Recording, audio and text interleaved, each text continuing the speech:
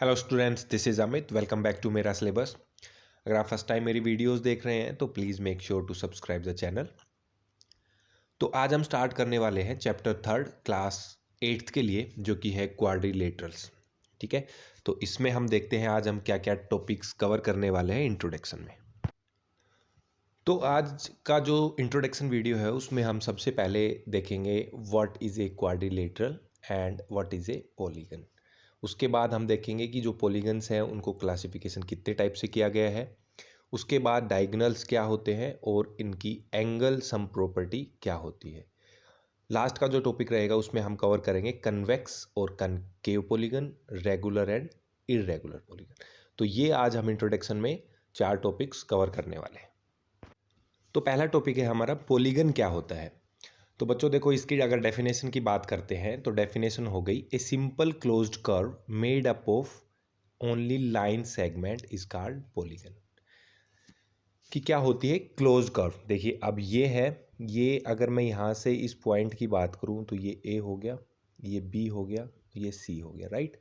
तो ए से बी ये लाइन, ये भी एक लाइन है, ए से सी एक लाइन है, और अगर मान लो इस पॉइंट को मैं डी दूं तो बी से डी भी एक लाइन है और डी से सी भी एक लाइन है।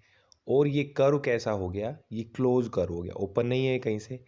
तो लाइन से बना हुआ कोई भी closed curve which is made up of line segment, ये याद रखना आपको, तो क्या होता है वो पॉलीगन होता है। इसमें भी देखोगे ये इधर एक लाइन हो गई, ये लाइन हो गई, लाइन, और इससे क्या बन गया, एक क्लोज कर्व बन गया। ओपन नहीं है ना, क्लोज्ड कर्व है, तो ये भी क्या हो गया पॉलीगन। अगर आप इसमें देखोगे तो इन चार लाइन से मिलके क्या बना है, क्लोज्ड कर्व, तो ये हो जाता है पॉलीगन। अगर मैं बात करूं क्वाड्रिलेटरल की, क्वाड्रिलेटरल की तो क्वाड्रिलेटरल की अगर डेफिनेशन की बात करें तो कोई भी एक क्लोज्ड कर्व जिसकी साइड्स कितनी होंगी, साइड्स भी कितनी होंगी, फोर, वर्टिसेस कितनी होंगी, वो भी फोर होंगे, और जो क्लोज होगा, लाइक अगर मैं क्वाड्रिलेटरल की बात करूं तो ये चार साइड हो गई इसमें, ठीक है, वर्टिसेस भी चार हो गए और क्लोज भी है, तो ये क्या हो जाता है, एक क्वाड्रिलेटरल हो जाता है। ठीक है, अब अगर इसमें हम बात करते हैं बच्चों क्लासिफिकेशन की, तो क्लासिफिकेशन कहते हैं जैसे मान लो क्लासिफिकेशन अगर हम पॉलीगन्स का करते हैं तो सबसे पहला होता है ट्राइंगल, राइट। तो यहाँ से नाम से ही क्लियर है, ट्राई मतलब थ्री, जिसके कितनी साइड्स होंगी, थ्री होंगी, और एंगल्स भी कितने होंगे, थ्री होंगे। तो ये साइड वन हो गई, ए बी सी, तो एक साइड ये हो गई, एक साइड ये हो गई, एक साइड ये हो गई, तो एक तो हो गया ट्राइंगल जिसमें थ्री साइड होती है। उसके बाद मैंने आपको अभी पढ़ाया था क्वाड्रिलेटरल, ठीक है, साइड्स कितनी हो गई, चार हो गई, ये चार हो गई, राइट, तो ये क्वाड्रिलेटरल हो जाएगा। ऐसे ही पेंटा मीन्स क्या होता है, पेंटा मीन्स होता है फाइव, क्वाड्रिलेटर मीन्स होता है फोर, ट्राइंगल्स मीन्स होता है थ्री, और हेक्सा का मतलब क्या होता है, सिक्स। इसमें कितनी साइड्स हैं बच्चों, सिक्स साइड्स हैं। अगर मैं बात करूं पेंटागन की तो पेंटा मीन्स फाइव, तो पांच side, three four and five, तो ये आपको याद रखना है। उसके बाद आता है हेप्टा। तो हमने पांच तक तो कंप्लीट कर लिए थे, जिसमें हेक्सा तक, जिसमें कितनी साइड थी, सिक्स। तो अब यहाँ पे हेप्टा आ गया, इसका मतलब कितनी साइड्स होंगी, सेवन। आप काउंट कर लीजिए, seven, one two three four five six and seven, तो इसमें कितनी साइड्स हो गई, सेवन। ऐसे ही ओक्टा, ओक्टा का मतलब हो गया एट, तो इसमें अगर आप काउंट करोगे तो कितनी साइड्स होंगी, eight, two three four five six seven and eight, तो ये ऑक्टागन हो गया। ऐसे ही अगर नोनागन में आप करोगे तो नाइन साइड्स मिलेंगी इसमें, और डेकागन्स में कितनी हो गई, टेन। तो मोस्टली आपको यहीं तक देखने को क्वेश्चन मिल जाएगा, और ये देखने में एक जैसे दिख रहे हैं बच्चों, लेकिन अगर साइड्स आप काउंट करोगे तो सबकी डिफरेंट आएंगी।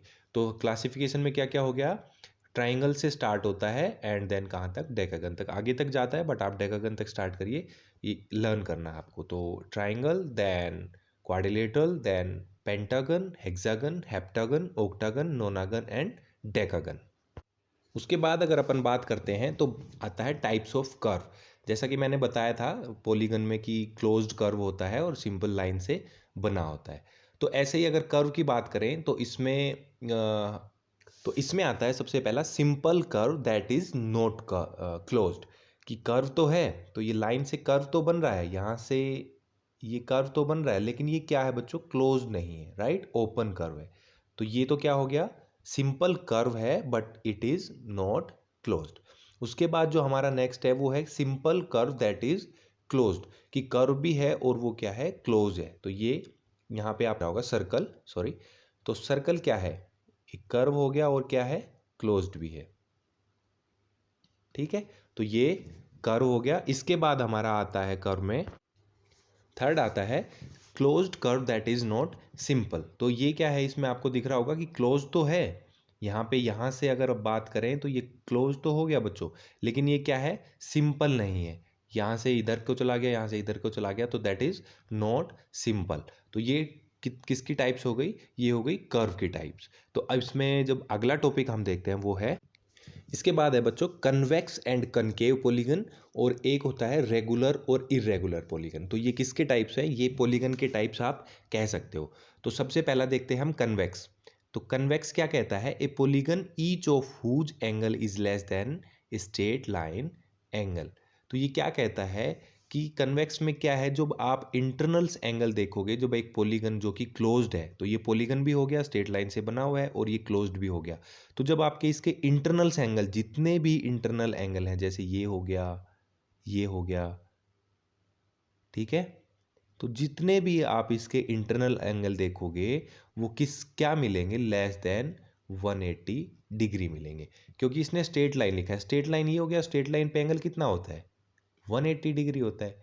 तो इसने कहा है कि जो लेस देन हो स्ट्रेट एंगल से, स्ट्रेट लाइन एंगल से, तो स्ट्रेट लाइन एंगल 180 होता है। तो एक कन्वेक्स के क्या मिलेंगे, जो इंटरनल एंगल्स होते हैं वो सारे क्या मिलेंगे, 180 से कम मिलेंगे।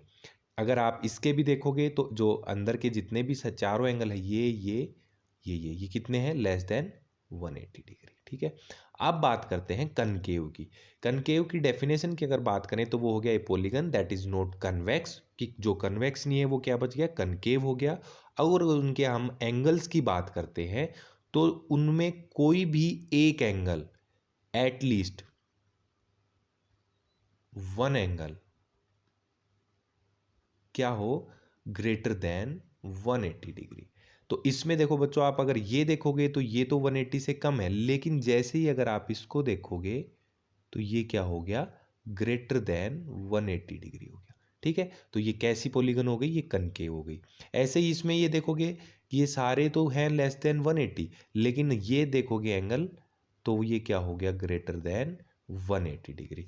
तो वो हो गया हमारा कनकेव पॉलीगन। तो ऐसे आपको डिफाइन करना है। अगर आपके पास कोई शेप आ जाती है, उसमें आपसे पूछे कि कन्वेक्स कौन सा है, कनकेव कौन सा है, तो जिसके सारे एंगल्स 180 से कम होंगे वो बच्चों आ जाएगा कन्वेक्स में, और जिसका एक एंगल भी अगर 180 से बड़ा हो तो वो किस में काउंट हो जाएगा, कनकेव में काउंट हो जाएगा।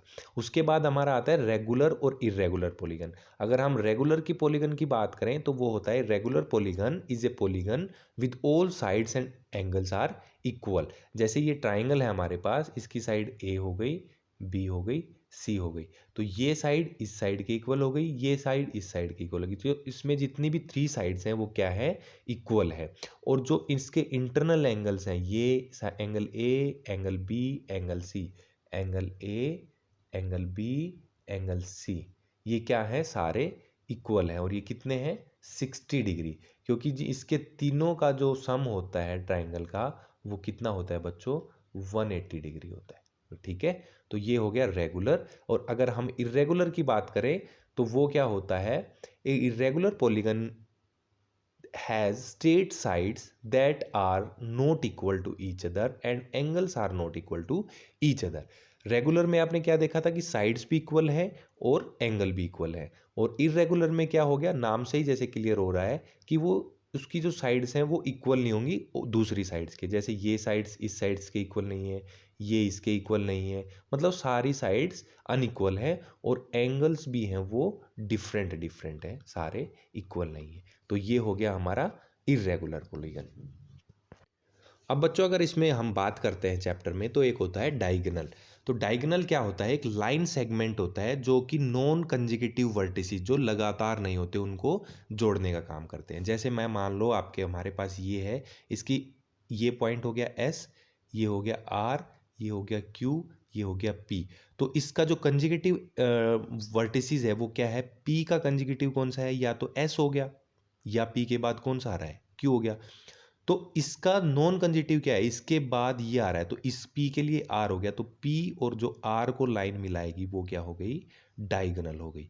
ऐसे ही S का कौन सा है, या तो कंजिकेटिव लगातार R है या P है, लेकिन नॉन कंजिकेटिव कौन सा है, Q है। तो S से जो Q को मिलाएगी वो क्या हो गई, इसकी डायगोनल हो गई। तो ये होता है डायगोनल। ऐसे ही अगर हम इसमें बात करेंगे तो ये इससे मिला रहा है, ये L को M से मिला देंगे, N को S से मिला देंगे, तो ये हमारा क्या हो जाते हैं, डायगोनल्स हो जाते हैं। तो ये डायगोनल्स की डेफिनेशन है, और डायगोनल्स कैसे आपको बताना है कि ये डायगोनल होगा या नहीं होगा। इसके बाद बच्चों एक इस चैप्टर में दे रखा है एंगल सम प्रॉपर्टी, कि जो हमारे एंगल्स बनते हैं पॉलीगन के उनके सम की प्रॉपर्टी। तो जैसे ट्राइंगल है, मान लो ट्राइंगल, अगर मैं शेप की बात करूं तो ये ट्राइंगल हो गया हमारे पास, ये इसका वर्टिसेस A हो गया, ये B हो गया, ये C हो गया, राइट। तो इसमें एंगल सम की अगर हम बात करें तो इसमें angle A plus angle B plus angle C, अगर इनके एंगल सम की बात करें तो वो क्या होता है, इसमें 180 डिग्री होता है। तो अगर मैं ये कहूँ कि sum of angles of a triangle वो क्या होता है, 180 डिग्री होता है। ऐसे ही अगर हम क्वाड्रिलेटरल की बात करें, क्वाड्रिलेटरल की अगर मैं बात करूं तो ये हो गया A, ये B, ये C और ये D। तो अगर मैं इसके एंगल सम की बात करूं तो वो कितना आता है बच्चों, 360 डिग्री आता है ये, ठीक है। और ये ट्राइंगल की हो गई। तो ये एंगल सम प्रॉपर्टी है जो कि आपके यूज होगी इस चैप्टर में। तो ये इंट्रोडक्शन था, मैंने जितने भी टॉपिक्स थे इस इंट्रोडक्शन में जो कि एक्सरसाइज में आपको काम आएंगे या आगे मैथ में आपसे काम आएंगे, वो मैंने आपको बता दिए हैं। अगर आपको कन्फ्यूजन है तो आप मेरे को कमेंट बॉक्स में कमेंट कर सकते हैं, मैं आपको सॉल्यूशन देने की कोशिश करूंगा। तो आज की वीडियो में बच्चों इतना ही। अब हम स्टार्ट करेंगे नेक्स्ट चैप्टर में हमारा एक्सरसाइज 3.1। तब तक के लिए बाय, टेक केयर।